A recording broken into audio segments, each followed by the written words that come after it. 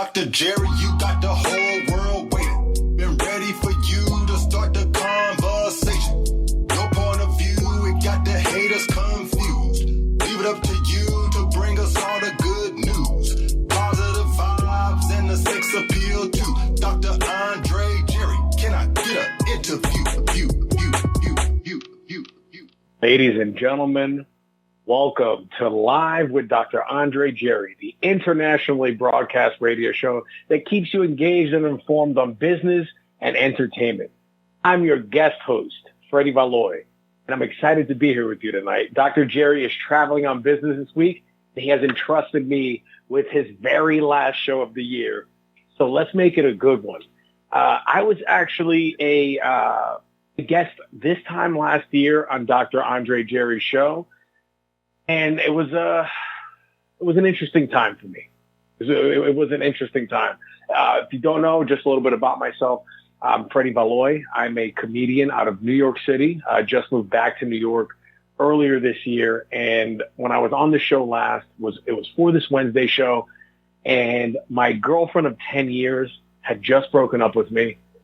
And I was on my way to move to New York at the end of January. And all that has happened. There's been a year of growth. There's been taking some lumps early on in the dating world. But, you know, like we do, we adapt, we overcome, we get better. So if anybody's listening to this, go ahead and send this link over to anybody that's going through a breakup, and just let them know that time does heal all things. Now, that's probably the least fun answer that anybody could give, right? Time heals all things, because we don't want time. We want the magic bullet. We want the pain to go away right away, right? We want the pain to go away right away. We don't want time to heal this part, you know, when it comes to heartbreak. But it's there for a reason, and you know, we should be able to learn from any type of situation that we get ourselves in. So it's been a year now. I'm in New York City. I would say that my heart is healed. The relationship ended on good terms. We did the best we could, but it was just time to move on. And we still have a good relationship, which is good. So that's me catching you up. This year in New York City has been eventful. It has been eventful, and I will say that this is my first Christmas in New York City. First Christmas in New York City in a very long time. So I want to ask you, listener, how's your Christmas going, huh? How's it going over there? Are you having yourself a merry little Christmas? Listen, I can't sing, but I'm going to do it anyway, because that's what we do, right? Just because you can't sing doesn't mean you shouldn't. Maybe not publicly in a live show, right? Maybe that's the thing. That's the kicker, right? Not publicly on a live show. I should be singing by myself, like into a pillow or something like that.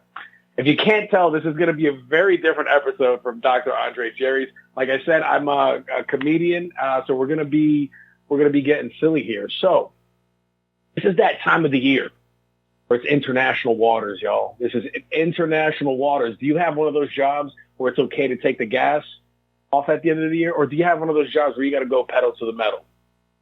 Which one are you? Huh? What are you doing in between Christmas and New Year's? So that time frame, a lot can happen there. That's where a lot of like last minute growth can happen. Are you ready to gear up to go to the gym in January? Get up on those fitness goals? Hopefully not fail a 60th year in a row. Come on. You don't want to do that. Shake it up. This is what you got to do. All right, I'm going to give you some advice. Unsolicited advice. Ready? If you're thinking of starting your fitness goals in the new year, just go ahead and start it this week. This is the best week to do it. The gyms are a lot emptier than they're going to be, right? Here's the little added bonus is that when you start this week, next week rolls around, you get to feel superior to the people that waited for the next year. You get to go, wow, what happened to this gym? All these people, all these New Year's resolution people. So you get to have the one up on people. So if you are a petty person, that could work for you, right? It could work. Sometimes I give my unsolicited advice is good advice, or it could be advice to make you a worse person, because some people don't want to be good people. Some people want to be bad people. And I wouldn't say you're bad, but if you're an egotistical person and you want to feel a little bit better than anybody, start your goal a week early. Trust me. You'll feel superior. You get to walk with your chest even higher in the gym. Have yourself a merry little Christmas. That's my favorite Christmas song. That's my favorite Christmas. I would say compared to the build up to Christmas, the right after, I swear to God, the day after Christmas is done, it's almost like we forget about it, which is weird. I feel a little weird still talking about Christmas, but I like that. I think is it Bing Crosby, Have Yourself a Merry Little Christmas? It is it's a very reflective song. It's an interesting song for me because the way I look at that song, it's like a sad song and a happy song at the same time. It's one of those songs where it's playing, you're in your study. You don't even need to actually physically have a study, but you're in your study in your mind, right? You're swirling around a glass of whiskey. If you're a recovering alcoholic, maybe just a glass of seltzer water with a little bit of lime squeezed in there, right? You're swirling your glass around and you're just watching the drink swirl and you're just thinking back at your year. Maybe you give a little laugh, like, because you remembered something good, but then immediately you make you wince a little and you go, oof, that was rough. I shouldn't have said that to that girl. Right? You reflect on the good and the bad. It's a very balanced, reflective type of song. What's your favorite Christmas song and why? I like to ask a lot of questions. I like to ask a lot of questions, but by myself, just have you guys answer them in your heads. We're communicating telepathically at this point. What is your history with Christmas, huh? What's your relationship with Christmas? If you don't know, I run a podcast called FredTalk. You can look for it anywhere, Spotify, Apple.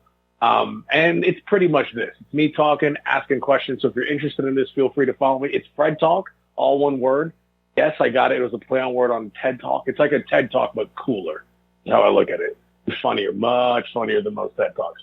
A lot of TED Talks not funny, okay? So if you're looking for more laughs in your life, you're looking to smile a little bit, follow me on Spotify, Apple, YouTube. So what is your favorite Christmas song? Is your relationship with Christmas? Huh? Some people have bad upbringings, maybe don't like Christmas. Some people have grown up with great Christmases their whole lives, and they can't understand how other people would have bad Christmases. But what is yours? Me, recently, I have fully become a Christmas person. My ex that I was with for 10 years, she really worked to make me really appreciate Christmas. And this winter, in my first winter in New York City, I was able to experience Christmas in full go. The Ron McCormick show, which played earlier on, big shout out to them. Ron was giving, saying really good words about New York, which I love because you don't hear that a lot. A lot of people think New York City is Mad Max, and it's quite the opposite, I'll tell you. But Ron's passion about the Knicks, especially him calling it the Knickerbockers, really, really, I thought that was awesome. It warmed my heart. So it was a great lead-in to hear. So what is your relationship with Christmas? Huh? Mine, I'm full go now. I've had some interesting time in Christmas here in New York City. I did a 1920s holiday train. It ran on like the New York City subway platform and all that on the F line. It was so cool. The design was awesome. It was a green train. You walk in, wicker seats, with spring-loaded wicker seats, ceiling fans, white handles. If you've been on the subway, you know that right now it's plastic and metal. It's not very. If you go side by side the aesthetic from the 1920s to these modern train cars, it is like leaps and bounds. The 1920s cars were pimping, and these new trains are just all business. So anyway, we get to these holiday train, and I don't know why, but I think it's a thing. Autistic people really enjoy trains. We don't do callers, but I got to look up why. But there seems to be a correlation of like autistic people loving trains, and I've had to see that on full display on this holiday train. So the energy was pure. It was awesome. If you're ever looking to do Christmas in New York City, I highly recommend it, and put this on your calendar. Nostalgia train. It runs every Saturday in December, and it is awesome. And you will likely get a free tour of the train, or at least like random facts from some of the riders. We talked to a guy, I call him Ralph. I just want to keep his name, keep it anonymous.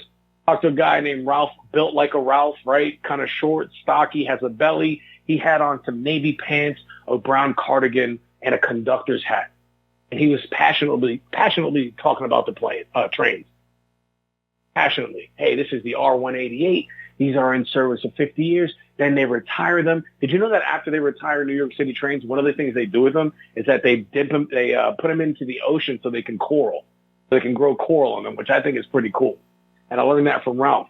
And Ralph was really passionate. And I'm thinking, wow, the MTA was, they went all out for this. The MTA is the Metropolitan Transit Authority. They run the trains in New York City.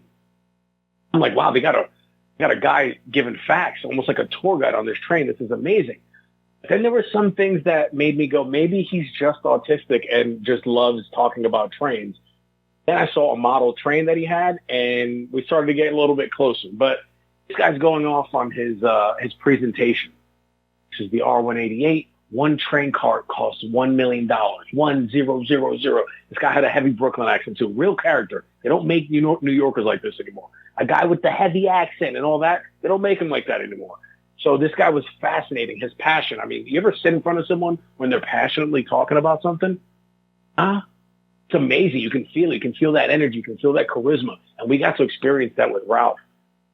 The best part was when a child came up. This kid had to be about 8 years old. And Ralph's going off about the R188 trains or whatever, giving his facts. And this little kid walks up and goes, "I was an R188 for Halloween."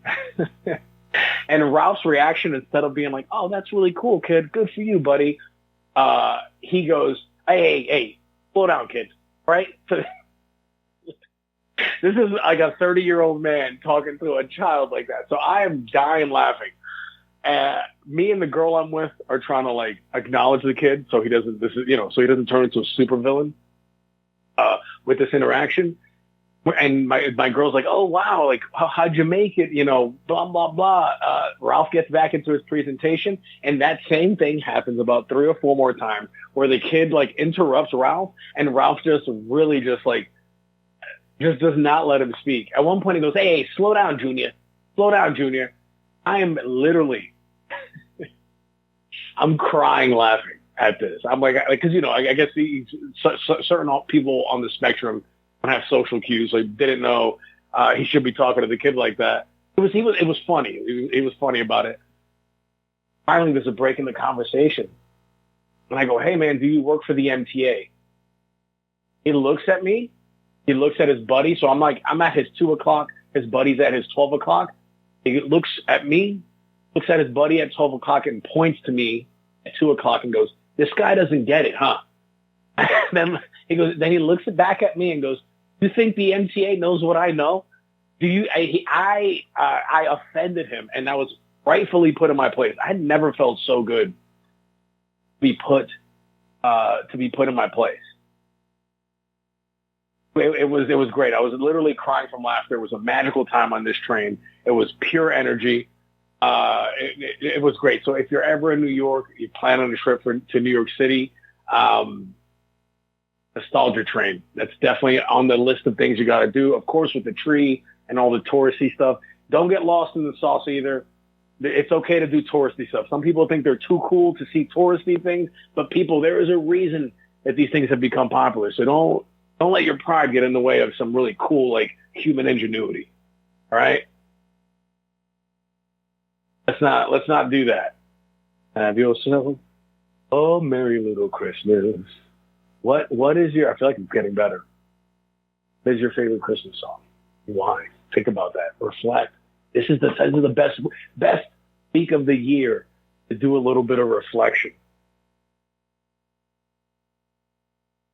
I was on another subway story. I was on the subway, and there was a Jehovah Witness, not a Jehovah Witness. Oh gosh, Latter-day Saint, Mormon, Latter-day Saint. That's what it was. The Latter-day Saint on the train. It was a Monday around 5:30, and they were out there proselytizing, trying to get people to go to their church. Which, hey, listen. 5:30 on a Monday, 5:30 p.m. I would say arguably the best time to get someone to switch religions. So Monday, you just finished the first day of the week of the job you probably hate. You're catching people at a weak moment there. So whoever figured that out for the Church of Latter-day Saints, good on y'all, man. Good on y'all. You guys are strategizing out there, right? So they're going around, excuse me, sir. Would you like to go to church with me this Sunday? That's what they would ask. And one of the guys was a really like hip dude, really hip guy, white dude with some really like trendy glasses. He looked really hip, super cool. He was like a mix of Justin Timberlake and Jack Harlow. If you don't know the reference, it's just two cool white guys from different time periods put together, curly blonde hair, really smooth guy. I'm like, wow, this guy must get a lot of people going to their church. So he's walking around the train. He's like, excuse me, sir. He's like, excuse me, sir, would you like to go to church with me on Sunday? And everybody said no. Everybody said no because that's life, y'all. That is life. You go around trying to get people to your church, and they're going to tell you no. But then he got to me. He goes, excuse me, sir. Excuse me, sir. Would you like to go to church with me this Sunday? And I turned to him. And this is a true story, yo. Get bored out there in these streets. You know? Turn to him after he says, excuse me, sir, would you like to go to church on Sunday? I turn to him and go, excuse me, do y'all have hoes? He's like, what? He was taken aback. Like, I said, sir, does the Church of Latter-day Saints, do y'all have hoes? He takes a long pause, kind of scrunches up his face like he's thinking. He goes, I think we have something for you, man. I think we got a little something like Oh, man. Elder Moss was his name. That was on his name tag. Before he left, I go, hey, Elder Moss, Elder. I know that's not your first name. What does Elder mean? It seems like a position in the church. And he was like, oh, it means we're missionaries. And I was like, oh, that's great. What do you call the doggy styles in your church? Boom. Oh, wow. Look at that. Making stupid little jokes here, guys. Having fun. He did, I think he took my invite from the church. He was disappointed at the joke. He was like, okay. All right, buddy, I see what you're doing. So there are some characters out here in New York City. Great neighborhoods. I was walking through Chinatown one time. You know, everybody knows China. Almost every place kind of has a Chinatown, especially big cities. And I was talking to this girl on the phone. This is like dating stuff. Is anybody else an overshare? Does anybody else overshare? I suck at being mysterious with the ladies. I've gotten that as feedback, but you just got to find women that don't care about mystery. Mystery is fake. Mystery is fake news. It's not a thing. Maybe I'm just hating. Maybe all right, guys. I'm jealous of mysterious guys because I literally can't keep my mouth shut. This girl goes, hey, what are you doing? And I go, oh, I'm walking through Chinatown. And she goes, oh, have you ever gotten a massage from in that neighborhood, right? Chinatown, massage. I'm thinking, all right, I'm just going to be straight up and tell her. I go, hey, listen, I've thought about getting a happy ending a bunch of times in my life, so many times, but I just can't get over a couple of humps. The main hump is I don't want to be getting a happy ending, and then I'm going to be thinking, wow, 2 weeks earlier, this lady was probably in a shipping container, right? Because they find out later in life that a lot of these sex workers, they've been kidnapped. There's sex trafficking going on, and that doesn't quite do it for me, right? Right? Sex trafficking does not give me a boner. I'm sorry, so I'm just not that kind of guy. So I can't get over that hump. But let's just say that I could get over that hump. And by the way, this is just my thoughts. If you go out and get happy endings, dude, you go ahead and do it, bro. This is America. This is the land of opportunity and happy endings if you want them. From sea to sea, baby. All right? So this is no judgment. I'm just riffing here, guys, and I'm just telling you what I think. But we can all have different opinions on things. I respect you. If you go get a happy ending right after this show, I respect that. Do you? Let's say I can get over the sex trafficking hump, and I'm like, all right, I can, have her do this thing. Another thing that I can't get over is I like to kiss before I have sex. It's just something I do. It's part of the whole foreplay thing. I tell her all of this that I just told you. Her response was, oh, yeah, I was talking about just a normal like back rub or a regular massage. Jump the gun on that one, y'all. Jump the gun. Gotta be more mysterious. She's still talking to me, though, so at least we know that she is super cool. At least we know that she's super cool. So I say this to say I've been in New York for a year.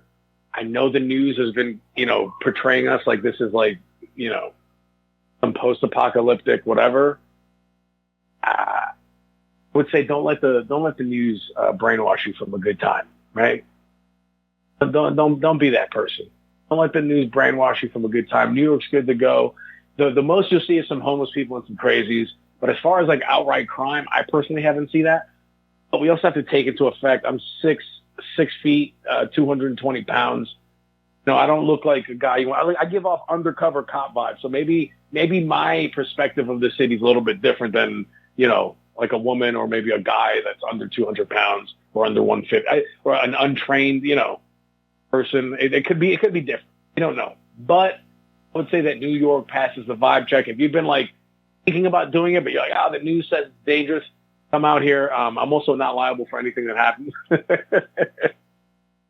Also, any opinions expressed during this episode of Live with Dr. Andre Jerry are not the opinions of Dr. Andre Jerry or the Z-Man, our engineer, right? These are all just me. This is me right here. This is the takeover. The takeover. All right, we gotta. The singing. We'll be done with the singing in a second, y'all. All right, be done with the singing in a second. Anybody? I don't know what the listener demographic is, but do you guys know what the ick is? You guys know what the ick is? The ick is something started by Gen Z or something. But it's something that I think it transcends generations. This is when women need to get over themselves. No. The ick is actually, it's a thing where a guy can do something very small. It's not even a red flag. A guy does something very small that turns the woman off, where they go, wow, I no longer want to have sex with the guy. Right? So this could be the ones I've heard where a man was trying to switch lanes and they wouldn't let him in. So the girl got the ick. Watching a guy get knocked out, that's kind of like, you can see that. The ick. What else? I would say the best example is switching lanes, right? Because then I guess subconsciously the girl's like, wow, this guy, strangers don't even respect this guy. Why should I respect him? So that is the ick. I was thinking, wow, if I was a girl, what would give me the ick? And here's what would give me the ick. If I was a girl and a guy took me out on a date and we went to the ice cream shop, and we went to the ice cream shop, and he wanted to taste test ice cream at all. I don't want 1, 2, 3. No. If you're a guy that taste tests ice cream and I'm a girl, there's no chance you're getting in these pants, buddy. I'm sorry. I need my men to be decisive about their ice cream choices, right? I don't care what you choose. Because when you walk in, you go, I already know what I want. What do you want? And I'm going to go, ooh. I like a man that knows what he wants. So if I was a girl, that would give me the ick. Indecisive about ice cream, and you're trying to get in this, huh? Hell no. Here's another thing. Before we're about to get into a commercial break here in a few minutes. Another thing that bugs me that I'm sure, I think most people would agree with me on this. What mental illness? Which mental illness is the one where people keep their keyboard sound on as they're texting in a public setting? I hung out with a couple friends and they'll be texting and you just hear that. You can hear that keyboard. You can turn that off in settings. Don't do that. If you're going to leave anything in 2003, let's leave the keyboard sounds off, right? Don't bring that into 2024. Nobody wants to hear you texting your girlfriend as she questions you about, whose panties are these that I found in the car, right? Nobody wants to hear you lie to your girlfriend about how you didn't cheat on her, even though maybe you did. Maybe you did. You got a little too drunk at the holiday party, and maybe you didn't physically cheat on her, but you emotionally cheated. And you told some girl at your office information about your marriage that you probably shouldn't have. Huh? Nobody wants to hear that through text. Clack, clack, clack, clack, clack, clack, clack, clack. Right? Girlfriend's like, hey, why'd you tell her you were single? And you're like, I thought she was asking about my tax status. All right? We're not married. I filed for taxes and I'm single. I thought that's what she said. Nobody wants to hear that lie. Text message. Clack, clack, clack, clack, clack, clack. Right? Nobody wants to hear you texting your drug dealer. Right? You ordered weed that was supposed to be there at 2 p.m. Or whatever. And now it's 11 o'clock at night and you still don't have your drugs. And nobody wants to hear that. So leave that in 2023. No more keyboard sounds on. We're checking things off, y'all. We're checking things off. No keyboard sounds on. If I'm ever president, I'm not deporting Mexicans. I'm not deporting anything. You don't even gotta live here. No, you don't gotta be born here to stay. What do you provide and what do you do for the country? That's how I would be president. So people that leave their keyboard sounds on, y'all are going into internment camps. Yes. So they keep here's another one. People that park their cars on the white line in parking lots and see it and don't fix it. Immediate deportation, no trial. That's the kind of presidency that I would have. Those are the kind of people I'm trying to deport. You come here from somewhere else and you're hardworking, you don't, you have etiquette when you're out there. It's going to be an etiquette-based system. It is going to be an etiquette-based system. Vote for me, 2050, Freddy Valoy, when my comedy career fails and I run for president. So we are going to move on. Don't go anywhere, folks. Dr. Andre gave me a script, and I'm really like reading from the script. Obviously, for the riff I just did, that was just off the top, y'all. All right? But this transition, hold on, ready? Don't go anywhere, folks. We're just heating up. I would say that we're already cooking at this point. That's the only thing I would change. We were already cooking. We're on fire. Coming up after the break, we dive deeper into our discussion and talk more about blank. I should fill in that blank. Actually, when we get back, I have some headlines, right? A little bit of riff for a little bit. And now I got some headlines that we're going to read. I'm going to read, and we'll talk about that. So stay tuned, because you won't want to miss what's next. But first, we're going to take a quick commercial break. Love commercials. Waves of sadness from out of nowhere. Instantly, you feel a weight of despair. A subtle heaviness that leaves you drained. And a lingering loneliness that remains. Suddenly, there is no reason to smile, and then you become angry for a while, lashing out at anyone near, especially the ones you hold dear. Imprisoned by your own emotions, unsettled by the lack of control. Trying to make sense of it all, meanwhile, it takes its toll. Distancing yourself from family, pushing your friends away, knowing in your heart that maybe you'll need their support one day. As your despondency becomes palpable and more real, you find it difficult to express how you feel. So you become quiet and do your best to disguise it, but there is no denying it. There is something wrong because nothing you do feels right. The sadness is overwhelming, but you're too angry to cry. Deep into the pit of self-pity you're hurled, where you realize you're not depressed. You're mad at the world. This poem, written by Dr. Andre Jerry, is entitled Mad at the World, from his literary debut, Write or Die, Expressions of Life, Love, and Loss, Volume 1, available exclusively on Amazon and Kindle. Write or Die is more than just a collection of poetry. It's a lifestyle, a call to action to its readers to consider expressive writing, such as poetry, as a catalyst for healing, growth, and change. Write or Die assists the reader in a way that's relative to them and helps to identify their own emotions. Each expression is poetically written in an elegant style that's helpful to the reader, for each expressed title motivates in a personal way, providing pure insight and introspection. Having triumphed over his own trauma and adversity, Dr. Andre Jerry has proven how powerful expressive writing can be to the healing process.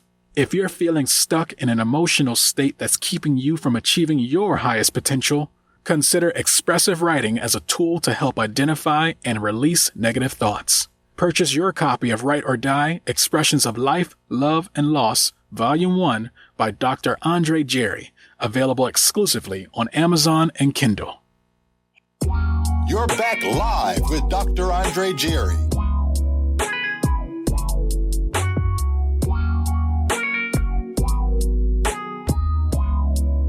Welcome back to the live with Dr. Andre Jerry radio show. My name is Freddy Valoy, your guest host for today. We're going to continue our conversation about blank. Remember, y'all, I'm reading from this script. So this blank, we're going to switch gears. I told you some stories about, some experiences in New York City, Christmas time in New York City, and we're going to change gears now. And we're going to change gears now and go to some headlines that I found on the internet, very vague. And we're going to read through some of these, y'all. So buckle in. First one that I found that was weird. It was a study. Sniffing women's tears reduces male aggression by 44%. Study finds. I mean, this is just, fellas, if you're looking for a way to reduce male aggression, I would say stay away from trying to smell women's tears unless you got consent. But this is a big one for the creep bucket right here. This is creepy. Sniffing women's tears. I'm just picturing like some dude at the gym going on road rage and his boy's like, hold on, dude, hold on. He opens up like a vial of his girlfriend's tears. He's just like, it's like literally like the Hulk. Is that all the Hulk needed? Calm down. He just needed to sniff Betty Ross's tears. Sniffing women's tears reduces male aggression. It makes sense though, because I do. Is it the tears? Is it the smell of the tears? Because I think just a woman in general crying does something to a man. Like it makes you go, oh shit, what is happening? Like for most men, if you're not crazy, it breaks you down a little bit. It makes you stop and go, what is happening? It is the full stop. It is the full stop. That's why some women use it as manipulation, and they'll cry, not be held accountable for something, which is great. Imagine a guy doing that. A grown man doing that, that would be so funny. We would make fun of him, as we should. We should jump him. If a guy's crying because he's been logically cornered in an argument, that would just be ridiculous. A lot of people don't like the double standard, but I do. You pro double standard between men and women? Some people are like, oh, dude, well, they get to do this. It's like, yeah, but then there's also things that we get to do. It is way better to be a dude. I'm sorry. It is like we don't get periods. We ain't got to get pregnant. It is so much easier being a dude, and I love that. I don't have anything to prove as a guy. Yes, we do as men, but me personally, like, I'll be around women sometimes, and they'll try to bait me into an argument of like, women are so much smarter than men, and I'm like, yeah, that's fine. I don't care. I don't care if you're smarter. I don't care if you're smarter. That would be funny to see a guy just crying, just having a temper tantrum, trying to have an adult conversation. And I'm obviously not all women are like that, but it is a tool that you guys have. And women evolutionarily are just better at manipulation than guys are. Guys are just, they're right for the taking, especially today, dude. Don't try to compete with a woman on the mental games, dog. They play the long game, dog. Obviously, these are unhealed people. Most people are unhealed, so we're generalizing here. But yeah, don't get into a mind game with the lady. They've had years of evolution. We're just now starting to get better. Dudes are just starting to go to therapy now. Dudes are just starting to go to therapy. And if you're not going to therapy, I highly recommend it. Highly recommend it. It makes you Superman, dude.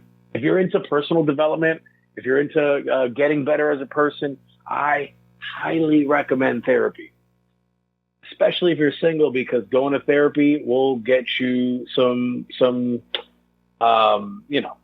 get you in bed with some ladies or with a lot of people, whatever you're into, right? Whatever you're into, there's people out there that like therapy is a turn on. especially depending on what pockets of people you hang out with. But let's just say you don't even want to tell the world that you're doing therapy. Just the benefits from it, you'll be able to control your emotions, not get triggered, not get emotionally hijacked by things. It is great. 10 out of 10 recommend therapy. And also, you might get a little buzzy from it. You know what I'm saying? Come on. Come on. By the same token now. All right, ladies, by the same token, when a man tells you, because there's a lot of women right now that love, like when they hear about a guy goes to therapy, they love that. I told a girlfriend that this guy goes to therapy, and she like almost fell to the ground. She's like, "Oh my God, that's so hot." And I'm like, "Get up, you dummy. Like, you didn't even ask any follow-up questions." Right? So ladies, when a guy tells you, if you're into that, a guy tells you he's going to therapy, make sure you just follow up with some questions, right? When was the last time you went? How often does he go? Ask him to send you a copy of an invoice or something, or a screenshot of the telehealth medicine, because that's you can do therapy like on your phone now, and it works. So just ask some follow-up questions, because these F-boys, these fuck-boys are evolving, y'all. I'm gonna say F-boy. I'm trying to keep the cursing to a minimum unless you have to, but the F-boys are they're evolving out here. The men still lie, and there's just liars. And men when women lie too, right? Some people tell you they're pregnant when they're not, just so they can get extra $400, right? It's a cold world out there, y'all. Keep your head on a swivel, okay? Keep your head on a swivel. The ladies, make sure to ask some follow-up questions on therapy. So, sniffing women's tears can reduce male aggression, or just go to therapy. Less weird. If you have a tear plug, if you have a tear dealer, if you got somebody selling tears on the black market, let me know, because I would like to test this out for myself. I'm always down for like little relaxing things. I look at this as maybe like an essential oil type thing, right? You carry it in a vial, you open it up. People believe in essential oils, and some people are like, "Oh, it's bullshit," but like it's placebo. But placebo like works. I think it was like a 78%. Don't fact check me on it. Actually, do fact check me on these numbers, but it was a pretty high number on how effective placebo effect is. And people bring that up as if it's bad. I'm like, yo, if it works, it works. It just goes to show you how the mind is a powerful thing. So make sure you protect that, you know? Protect that mind of yours. Okay, moving on to the next headline.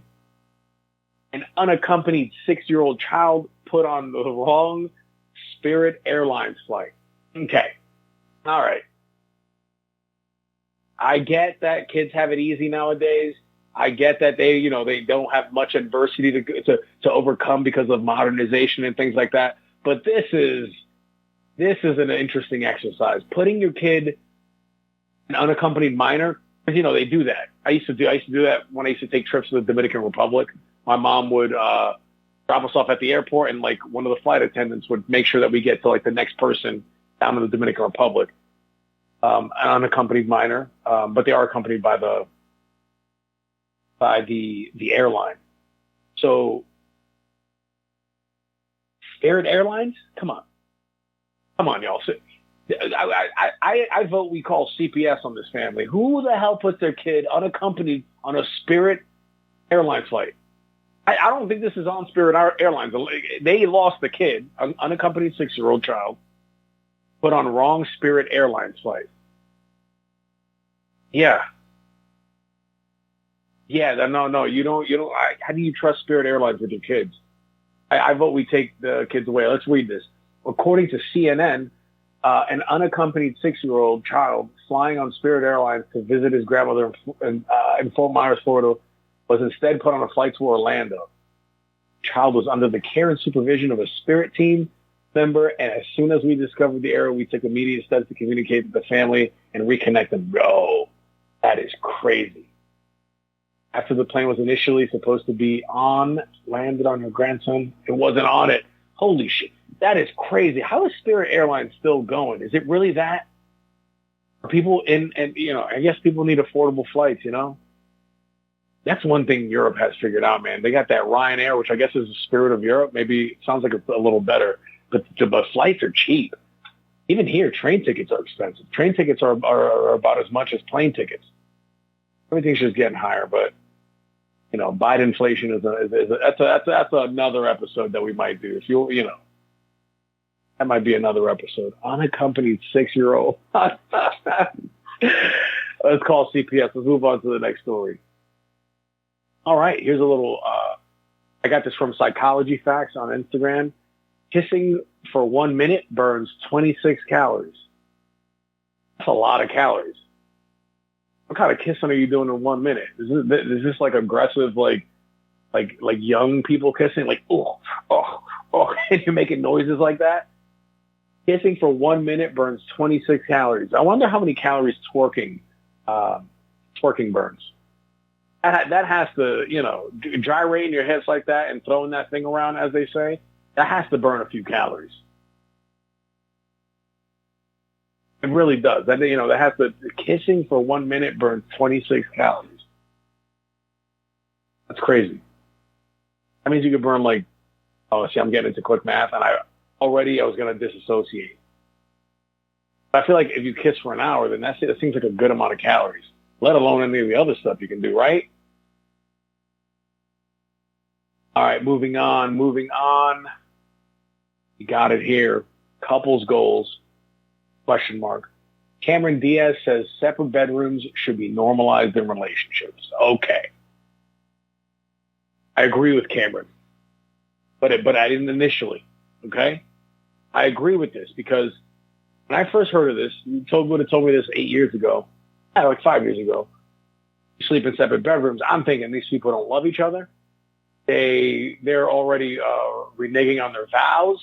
These people, this was a business proposition for them. There's no love in this marriage anymore. That's what I would think.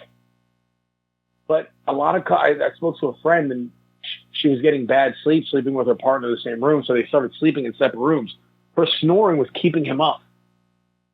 She couldn't sleep. She was having terrible sleep for days on end, weeks on end. And when you have terrible sleep for that long, that many days in a row, you become a different person. Sleep is so freaking important. You want to get your 6 to 8 hours in, right? If your sleep is off, that's like having a sniper rifle and the scope's off. It's like your shot's gonna be, no matter how you gotta adjust for shitty sleep and do different things. So now I'm on board. I'm like, Cameron Diaz, I'm with you. Separate bedrooms should be normalized. I'd rather my partner get good sleep so they still love me later on, They don't turn into a different person. What do you think, listener? Would you sleep in a separate bedroom? When was the last time you got kicked out and had to sleep on the couch because you said something you shouldn't have said with your wife or with your girlfriend? Huh? Let's reflect back on that one. So I agree with you, Cameron Diaz. She came out of hiding to let us know that. It's good to see you're still alive. She kind of looks the same, too. Good for her. Moving on. All right. I'm going to challenge you. I'm going to challenge you to listen to this next headline and not respond like a child. But I bet you can't. This one's a classic. Ready? The James Webb Telescope captures new images of Uranus. Come on. The James Webb Telescope captures new images of Uranus. How's it looking these days, y'all? Some of us try to be slick, too. I'll pronounce it Uranus to sound like classy, but also not to say Uranus. But I saw this and I had to include it in because I'm a silly man-child, y'all. Hey, listen, Uranus is looking good over here. I'm looking at the pictures. I know this is a radio, but just take my word for it, y'all. Uranus is looking nice. This thing is high def. There's other things around Uranus. There's other little sparkles and other galaxies right around. Not a galaxy. I think there is a galaxy. Yeah. I'm seeing a whole other galaxy not too far from Uranus. This is crazy. So look, we cover a little bit of space in this episode too. We covered relationships, New York City, sniffing tears. Now we're covering Uranus, y'all. Look at that. Look at all the stars, all the glitz and the glam around that yam. Ah, man. All right. Let's see. How's Uranus doing, y'all? Boom. All right. Moving on. research says, we're getting into some relationship stuff here. Research says that over 50% of women have a backup partner in mind. I mean, this is kind of a given, right? There's always somebody out there trying to take your girl. You know? So there's always, even if she doesn't consciously have a backup, subconsciously she does, because once again, talking about the evolution of women, they have been have evolved to move on, because for a long time throughout history, a lot of men died in wars. A lot of men died in war. So as to keep the DNA, to keep the information, genetic information moving on, women had to find ways to cope, to like find another husband to take care. This is like for most of history because of war. So I would say this research of 50% is probably even more, if I had to guess, with that backup partner in mind, because you gotta survive. You gotta survive. You ever look at like the woman you're with, or the girl you're with, or somebody you want to be with, and think, oh, I want to start a family with. I mean, it's almost like for a breeding purpose. You're like, I like the way she I like the way she takes groceries in on one trip.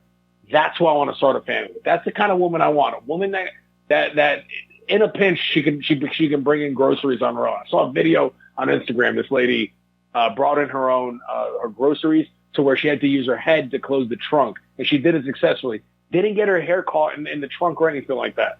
And I saw that, and I was like, that lady's not going to be single for long. That's someone you want. That's someone you want to start a family with. All right. That's someone you want to start a family with. Let's see. Let's do some more headlines here, y'all. How y'all doing? Are y'all still with me? Some people like a solo thing, and others are like, what is going on? And I totally understand it. Have yourself a merry little Christmas. What's up? This is the last week. We're in between Christmas and New Year's. This is international waters, y'all. International waters. So I'm going to go through some advice. We're going to end here with some advice from a relationship account on Instagram called Tinder Platinum. It says never ever bore her. So if you're a guy listening to this, maybe you'll get some advice. And if you're a woman listening to this, I would like to, I guess I can't know because we don't do callers, but keep it to yourself and be like, oh, this actually would work, this would not. Now, please know that I'm going blind into this post. I haven't read through this. And my history with this account, because sometimes he'll say things and I'm like, dude, you're way off the money. And I'll start off disagreeing with him, then sometimes agree. So I don't really know what I'm walking into here. So we're going to see how to never bore a girl. Here we go. How to never bore. When you approach her, do not get into interview mode where you just ask questions. You don't want to bore her and make her lose the little interest she has when you approach her. Yeah. That you gotta be funny. Maybe a little self-deprecating. Maybe poke fun at her or something like that. Going into 60 minutes with whoever you are, but also all this stuff is all just practice.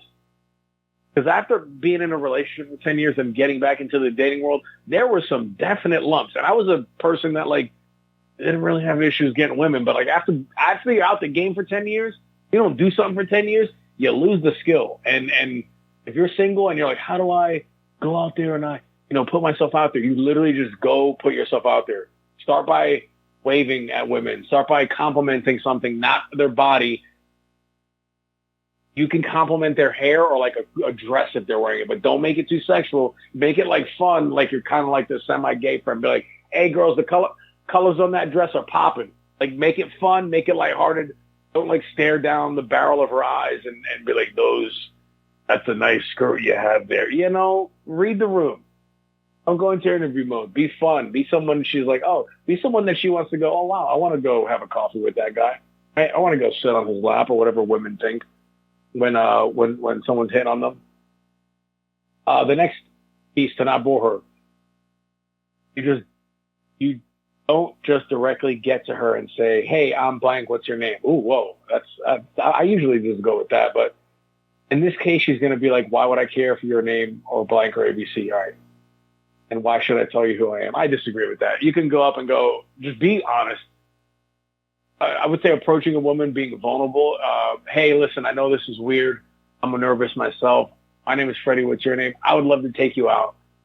That's it. Not everybody's going to say yes, but some people will. And when they do, you're going to completely forget about all the people that say no. If you're listening to this and you're like, I got to put myself out there, this is your sign from the universe to put yourself out there. If anything, this guest takeover was only for the sole purpose to get you back out there and into the streets to help you with that heartbreak. If I did it, you can. All right? I know you can. Moving on to the next, how not to bore her. He says, be the guy. Be the guy who approaches women for his own fun. Be the guy who doesn't care if she'll give her number or not. Be the guy who is humorous, knows well about his surroundings and notices, right? Reads the room. If you can get to the place mentally where you don't care if you get her number or not, you're in a good spot. And the way I would frame that in your head is, instead of being like, I'm going to go out and get a girlfriend, or I'm going to go out and I'm going to get a girl's number. Don't think about it like that. Instead, be like, I'm going to get rejected by 5 women. Oh, but get rejected by 5 women, but you're trying to get her number, but your goal is to get rejected, which means you just got to approach and, be a halfway decent human being. Fellas, the bar is so low for men right now. Men are having a rebuilding year these past couple of years, which is good. It happens, right? Women had their come up. That was necessary. I feel like there's going to be another swing coming along, because like we do, we adapt, we overcome. But I do think, you want to go in there thinking, I'm trying to get rejected by 5 women today. That's a good mindset to be in, because you don't want to let the inevitable failure, quote unquote, and it's not really failure, get to you to where you just go back to your home and now you're a recluse, right? You've got to put yourself out there. And what kind of energy are you giving off? Are you taking care of yourself? Are you sleeping? Are you washing your ass? Do you get some kind of physical activity, right? Do you walk at least for an hour a day? Like, what kind of energy are you putting out there? Be cognizant of that. Doesn't care, approaches women for fun, humorous, yeah. Moving on to the next one. You approach a girl. No. Okay. Be calm and confident while approaching women. This is hard. It is. This one's tough. Man. One time I tried to approach a woman in the cold, and it is not cool to be talking when it's like 15 degrees out. You're like, hey, what's going on? It is not, it's not a good feeling. It doesn't make you feel powerful. It's not loose. It's literally, you're just like tight and bunched up. And the lady's like, okay, someone's got to really see through to see the good person you are to overcome that. But yes, be calm and confident while approaching women. How? What the guy says. Keep in mind that there's lots of them. There are. That's just a funny way to word it. Not every woman will like you. Very true.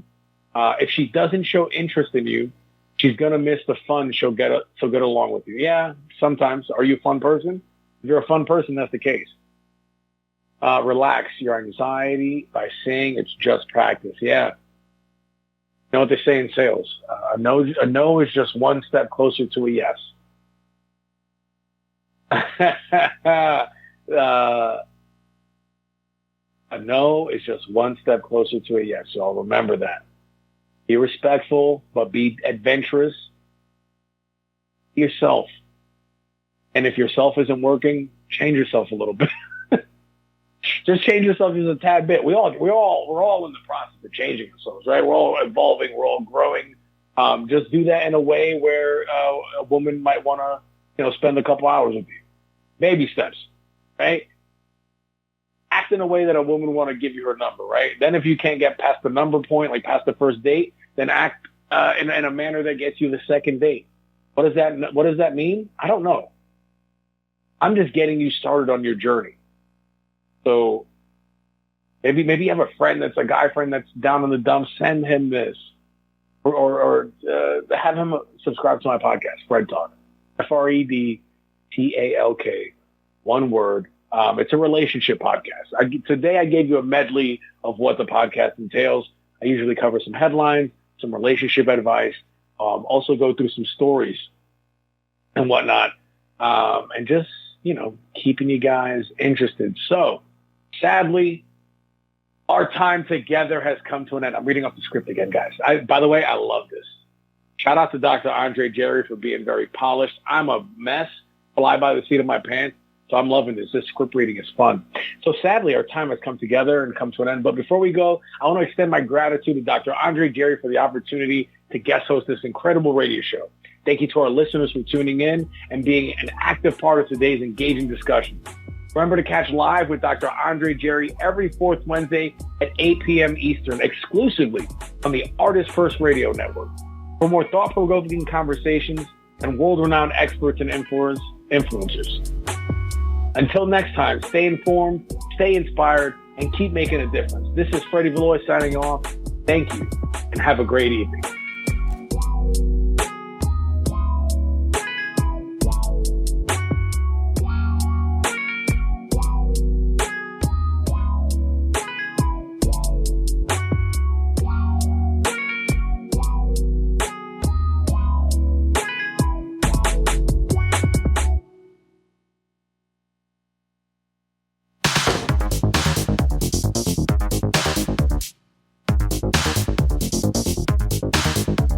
I'm going back to Saudi.